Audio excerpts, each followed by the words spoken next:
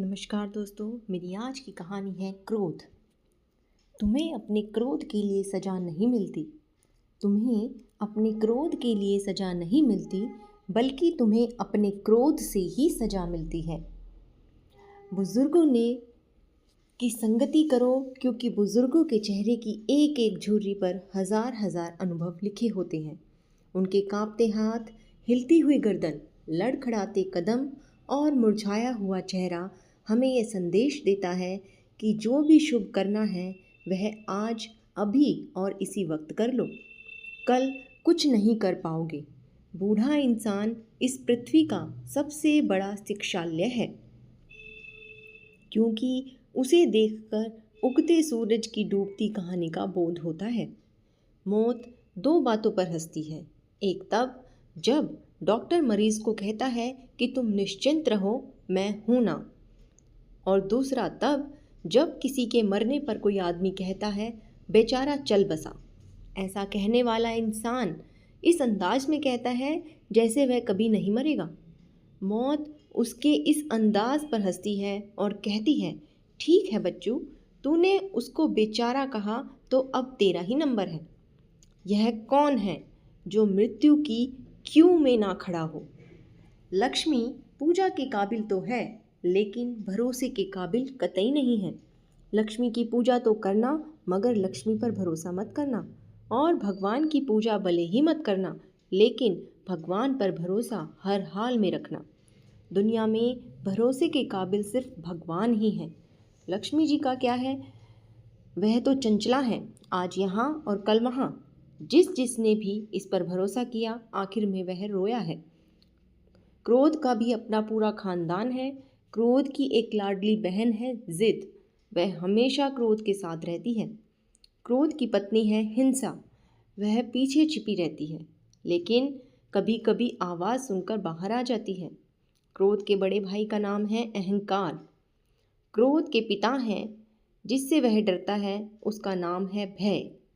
निंदा और चुगली क्रोध की बेटियां हैं।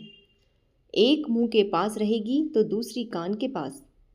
वैर बेटा है और ईर्ष्या इस खानदान की नकचढ़ी बहू है। इस परिवार की पोती है घृणा। घृणा हमेशा नाक के पास रहती है। नाक भों सिकोड़ना काम है इसका।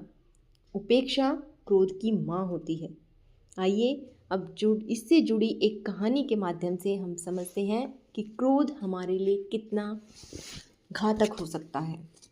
एक नगर में एक ब्राह्मण अपनी पत्नी और अपने नवजात शिशु के साथ रहता था। एक दिन उसे नेवले का एक बच्चा मिला।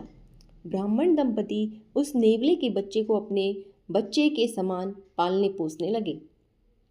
नेवले का बच्चा कुछ बड़ा हो गया तो ब्राह्मण के बच्चे के साथ खेलने लगा। ब्राह्मणी उससे बहुत प्रेम करती थी, पर शंकित भी थी, कहीं नेवला उसके बेटे को काट ना ले। एक दिन ब्राह्मणी अपने बच्चे को नेवले के भरोसे छोड़कर बाहर गई। उसने नेवले को समझा दिया कि वह शिशु की सुरक्षा करे।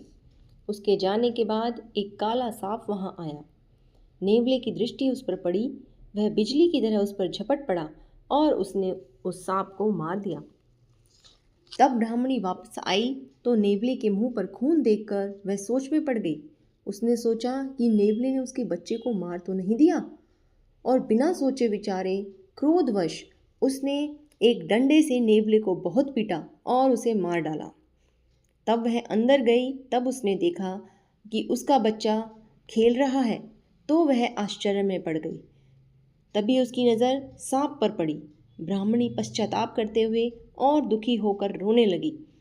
इसीलिए हमें बिना सोचे विचारे शीघ्रता में कोई भी कार्य नहीं करना चाहिए।